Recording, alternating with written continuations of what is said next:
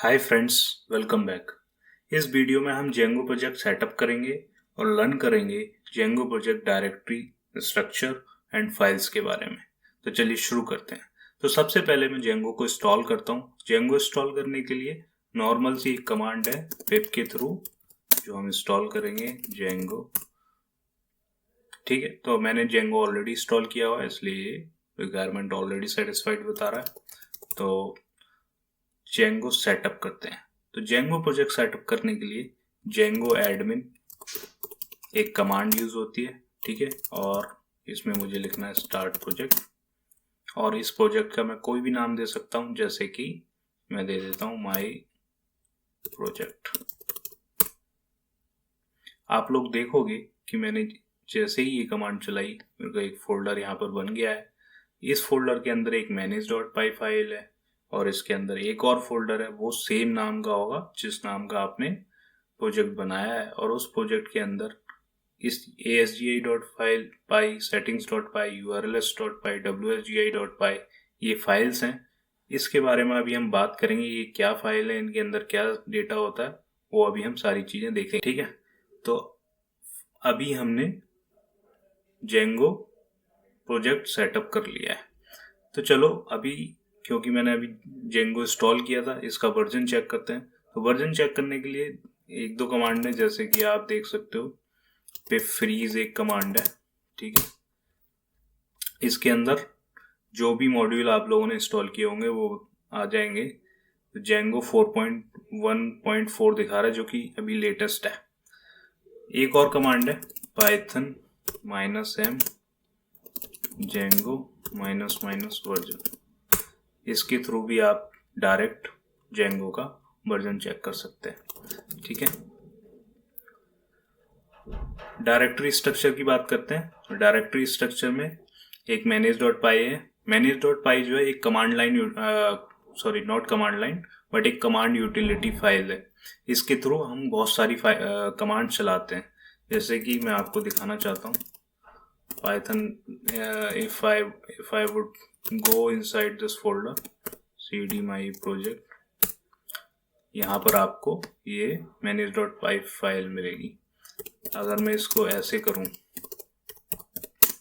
-help, तो यहाँ पे आप लोग देखोगे कि इतनी सारी कमांड्स हैं जो इस -py के साथ हम चला सकते हैं। ये सारी कमांड्स चला के देखेंगे क्योंकि इस सीरीज में मैं अभी और बहुत सारी वीडियो ऐड करने वाला हूँ जेंगो की। तो कलेक्ट स्टैटिक है, फाइंड स्टैटिक है, रन सर्वर है जो हमारा सर्वर को रन करने के लिए यूज होती है, शेल है, SQL फ्लश है, SQL माइग्रेट है। ये सारी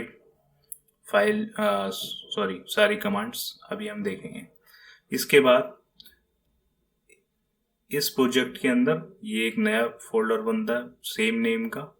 उसके बाद एक init.py जो एज ए पैकेज इसको कंसीडर करेगी इस डायरेक्टरी को, ये इसका यूजेस है। settings.py पे आते हैं। settings.py में दो तीन चीजें हैं, जैसे कि बेस डायरेक्टरी है जिस बेस डायरेक्टरी पे हमारा जेंगो प्रोजेक्ट चलता है। ठीक है, ये बेस डायरेक्टरी इसी फोल्डर की है, मतलब ये माई प्रोजेक्ट फोल्डर को ही इंडिकेट कर रही है। सीक्रेट की, ये एक जेंगो की यूनिक की होती है। जब भी मैं जेंगो प्रोजेक्ट क्रिएट करूंगा एक अलग यूनिक की ये लिखी हुई आएगी settings.py में। ये की हम मतलब इसको सीक्रेट की है और इसको कहीं मतलब अगर किसी और पर्सन के हाथ में लग गई ये की तो बहुत सारे जो डेटा है वो लीक हो सकता है। उसका रीज़न ये है कि ये जो सीक्रेट की है ना, ये कई सारे एन्क्रिप्शन और डिक्रिप्शन में काम आती है जो हम करते हैं। मान लो अगर मैं कोई एक हैशलेब या कुछ लाइब्रेरी का यूज़ कर रहा हूँ अपने जेंगो प्रोजेक्ट में और उसका यूज़ करके कोई हैश बना रहा हूँ या इनक्रिप्ट कर रहा हूँ किसी चीज़ को, तो सीक्रेट की वहाँ पर यूज़ होती है। वो आप लोग यूज़ नहीं कर रहे होगे, जेंगो इंटरनल यूज़ करता है उसको। तो इसलिए ये सीक्रेट की को हमें छुपा के रखना है। ठीक है, ट्रू रहता है डिबग का वैल्यू। तो अगर ब्राउज़र में मतलब अगर कोई एरर है हमारे views.py में तो वो ब्राउज़र पे शो होती है। और जब भी हम डेवलपमेंट से प्रोडक्शन पे जाते हैं तो प्रोडक्शन के टाइम पे हमें ये डिबग का वैल्यू फॉल्स कर देना चाहिए ताकि कोई और उस एरर को ना देख पाए। ऐसा इसलिए है कि अगर कोई और एरर को देख पाएगा, मान लो कोई थर्ड पर्सन जो हमारे वेब सर्वर पे जेंगो प्रोजेक्ट को चला रहा है, ठीक है, या कोई यूज़र है, और अगर उसको वो एरर दिख गई और कोई ऐसी एरर है जिसका वो फ़ायदा उठा सकता है हमारे कोड को हमारे प्रोजेक्ट से डेटा चुराने के लिए, तो इसलिए हमें डिबग का वैल्यू फॉल्स करना चाहिए प्रोडक्शन के टाइम पे। ये बोल भी रहा है, don't run with debug, turn on it production. Allowed host में क्या होता है? अलाउड होस्ट में हम यहाँ पे आईपीज वगैरह रखते हैं, जैसे 127.0, ठीक है, इस तरह से। तो जो हमारा प्रोजेक्ट है जब सर्वर पे चल रहा होगा तो वो इसी, मतलब अगर कोई, मान लो मैं एक थर्ड आईपी रखता हूँ यहाँ पे 119, लेट्स सपोज जस्ट 0.1, ठीक है, उसके अलावा मैंने कोई और आईपी नहीं रखी है, तो या तो ये हमारा प्रोजेक्ट या तो लोकल होस्ट से चलेगा या इस आईपी से चलेगा। अगर कोई और थर्ड आईपी का पर्सन उस हमारे इस प्रोजेक्ट को एक्सेस करना चाहता है वो उस पर नहीं खुलेगा, तो अलाउड होस्ट इसलिए करते हैं। और अगर हमें पब्लिक देना है तो हम सीधा एस्ट्रिक का यूज कर सकते हैं यहाँ पर, ठीक है। तो अलाउड होस्ट इसलिए। अभी इसको हम करके देखेंगे सारी चीजें। इंस्टॉल्ड एप्स में क्या होता है कि जो भी ऐप हम क्रिएट करते हैं, अभी हम ऐप भी क्रिएट करेंगे, चलो मैं कर ही देता हूँ यहाँ पे। ऐप क्रिएट करने के लिए Django admin start app, let's say app का नाम कुछ भी दे सकते हैं, माई ऐप दे देता हूँ। तो हमारी एक ऐप क्रिएट हो चुकी है, ये माई ऐप। इसके अंदर भी सेम चीज़ें होंगी, लेकिन अगर आप ऑब्जर्व करोगे एक चीज़, जो भी ऐप हम क्रिएट करते हैं उसमें urls.py नहीं होती है, जो कि इस जो प्रोजेक्ट हमने बनाया था जेंगो प्रोजेक्ट, उसके अंदर मिलेगी तुम्हें। तो urls.py जो है हमें खुद से बनानी पड़ेगी, अभी हम उसको बनाएंगे, देखेंगे सारी चीज़ें। तो ये जो माई ऐप है ना, इसको हम यहाँ रख सकते हैं इस तरीके से, माई ऐप। इसका एक और तरीका है रखने का, मतलब यहाँ डॉट सीधा कॉन्फिग फाइल का, जो यहाँ कॉन्फिग फाइल होगी हमारी ऐप्स के अंदर, यहाँ पे इसका भी पाथ दे सकते हैं, लेकिन उसकी ज़रूरत अभी नहीं है, ठीक है। इसकी अभी ये भी ज़रूरत नहीं है मैं सीधा माई ऐप लिखूँ, तो मैं बताने के लिए कि हाँ हम इस यहाँ पे अपनी सारी ऐप यहाँ रखते हैं। मिडलवेयर क्या होते हैं?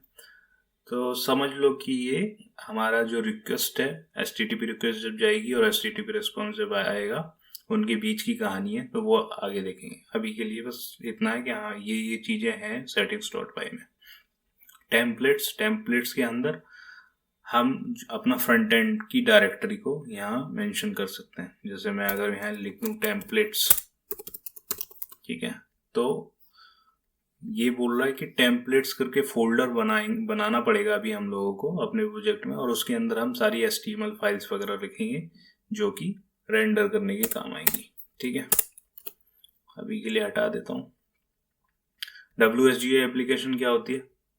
तो WSGI बेसिकली सर्वर है, ठीक है, और इस WSGI एप्लीकेशन का ये बता रहा है कि माई प्रोजेक्ट के अंदर जाओगे, .wsgi file, this WSGI file, और उसके अंदर एप्लीकेशन, तो ये WSGI एप्लीकेशन है जो कि चल रही होगी हमारी, ठीक है। ये basically WSGI.py basically WSGI compatible web server के लिए यूज होती है, जैसे कि अपाचे है। डेटाबेसेस, हमारा जो प्रोजेक्ट है उसको अगर हमें किसी डेटाबेस से कनेक्ट करना है, तो फॉर एग्जांपल अभी हमने यहाँ पे SQLite डेटाबेस लिया हुआ है, उससे हम कनेक्ट कर रहे हैं। उसका नेम ये है और ये इंजन है इसका, ठीक है। ऑथ पासवर्ड वैलिडेटर्स क्या होते हैं? जो हम कोई यूज़र बनाएंगे, अभी मान लो कोई ऐप जेंगो का यूज़ करके हम एप्लीकेशन बना रहे हैं, और उस एप्लीकेशन में हमने कोई यूज़र क्रिएट किया, उसको हम लॉगिन करा रहे हैं, ऑथेंटिकेशन करा रहे हैं उसका, तो उसका जो पासवर्ड होगा ना, उसका वैलिडेशन करने के लिए इस तरह के यहाँ पर हम इंक्लूड कर सकते हैं। हम ये वैलिडेटर्स अपना कस्टम भी बना सकते हैं, वो इंक्लूड कर सकते हैं, वो देखेंगे हम अपनी नेक्स्ट, और आई थिंक 4-5 वीडियो के बाद हम देखेंगे उसको। Okay, next language code ENUS, ठीक है। यहाँ पे हम बहुत सारी सेटिंग्स दे सकते हैं, जैसे कि अरेबिक के लिए मतलब जितनी भी लैंग्वेजेस वो दे सकते हैं। उसके अलावा कुछ लैंग्वेजेस होती हैं कि लेफ्ट टू राइट पढ़ी जाती हैं, कुछ लैंग्वेजेस होती हैं राइट टू लेफ्ट पढ़ी जाती है, जैसे कि अरेबिक। तो अगर हमारा प्रोजेक्ट अरेबिक के लिए हम बना रहे हैं, जिसका लैंग्वेज अरेबिक रहेगा, तो हमें settings.py में उसकी सेटिंग देनी पड़ेगी, ठीक है। टाइम जोन UTC, नॉर्मल सी बात है। यहाँ पे हम अपना लोकल टाइम जोन अगर रखना चाहें तो एशिया को कोलकाता होता है वो रख सकते हैं। use_tz ट्रू है, मतलब कि जो टाइम जोन है वो हमारा UTC ट्रू रहेगा, मतलब कि कोई भी डेट टाइम अगर हम दे रहे हैं अपने प्रोजेक्ट में, वो ऑटोमेटिकली बाय डिफॉल्ट UTC में कन्वर्ट कर देगा, ठीक है। यूज I18N, ये बेसिकली लैंग्वेजेस के लिए है, ठीक है। इसको ये लोकेल के हिसाब से, लोकेल मतलब आप जिस एरिया में हो, जैसे कि एशिया कॉन्टिनेंट में हो या किसी इंडियन कंट्री में हो, उस हिसाब से वो लैंग्वेज को चूज करता है। स्टैटिक यूआरएल के अंदर हम ये एक स्टैटिक फोल्डर है, स्टैटिक फोल्डर हमें बनाना पड़ेगा और उसके अंदर हम CSS और जावास्क्रिप्ट को रखते हैं, तो ये उसलिए काम होता है। और बाकी डिफॉल्ट ऑटो फील्ड का मतलब है कि जो हमारी प्राइमरी कीज होंगी, ठीक है। तो बेसिकली हम मॉडल्स बनाते टाइम या टेबल्स बनाते टाइम, जो MySQL या कोई भी डेटाबेस की टेबल्स अगर हम बना रहे हैं, तो उसमें हम जो हमारा जो प्राइमरी कीज रहती हैं वो बेसिकली IDs वगैरह रखते हैं ना हम, तो उसको ये जो डिफॉल्ट फील्ड वो बता रहा है कि हमारा ऑटो फील्ड होगा और बिग इन टाइप का होगा, ठीक है। तो बेसिकली कह सकते हो आप कि 1 2 3 इस तरह का है। तो ये ऑटो फील्ड है जो कि डिफॉल्ट जेंगो ने सेटअप किया हुआ है। settings.py अभी हमने देख लिया। urls.py में सारे URL आप रखते हो, ठीक है। अभी हम इस URLs को ना माई ऐप से भी कनेक्ट कर सकते हैं, जैसे कि यहाँ पे अगर मैं करूँ इंक्लूड और URL पैटर्न्स, एक क्या है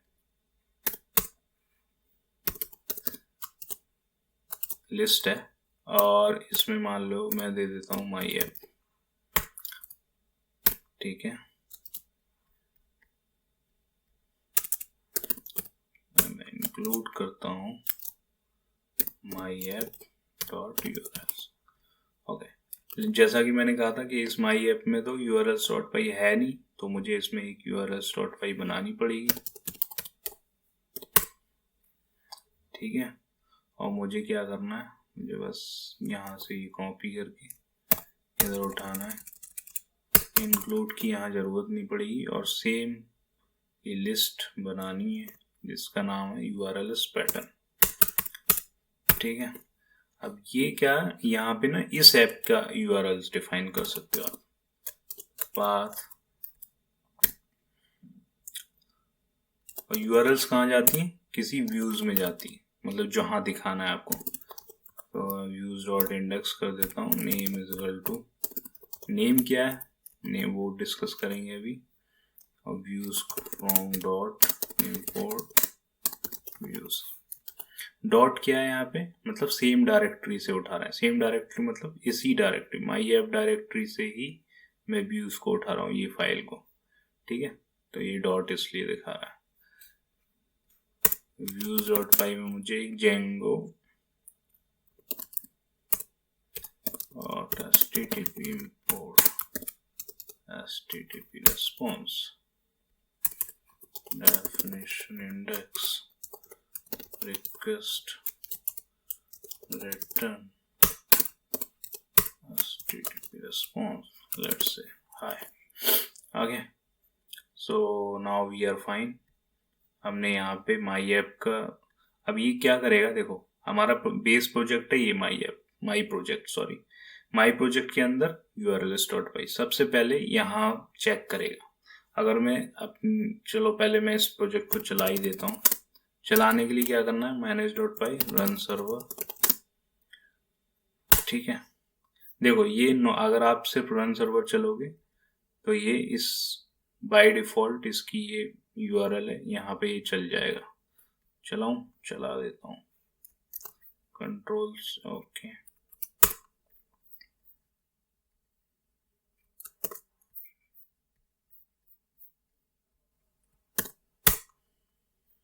चल गया।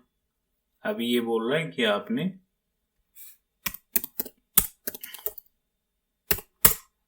ठीक है, हाय आ गया।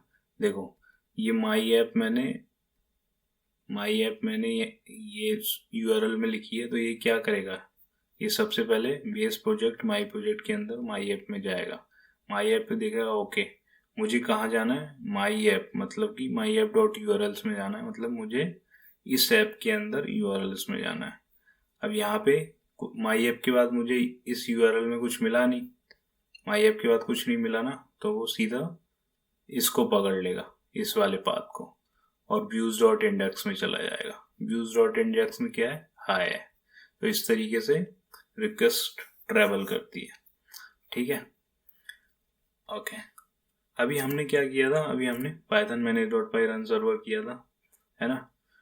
अभी हम इसको ना किसी भी आईपी और भी आईपी पे चला सकते हैं, जैसे 0.0.0.0 करता हूँ मैं, और 8081 मैं पोर्ट भी चेंज कर सकता हूँ, या सिर्फ अगर पोर्ट चेंज करना चाहूँ और सेम आईपी को 80801 पे चला सकता हूँ। तो अब मेरा सर्वर जो है ये यहाँ एरर दे देगा और 8081 था ना, हाँ 8081 पे चलाएगा। हाय, ठीक है, यहाँ तक क्लियर है। ऐप क्रिएट कर लिया हमने, स्ट्रक्चर देख लिया। अब हम देखते हैं इसके अलावा कुछ बचा है। हाँ, डिफ़ॉल्ट और फॉल्स का जो देखना था, तो मैं यहाँ पर चलो मैं ऐसे कर देता हूँ,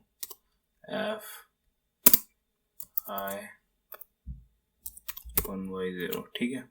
ये एक एरर है, ठीक है, 0 से डिवाइड नहीं कर सकते। अब मैं इसको चलाता हूँ,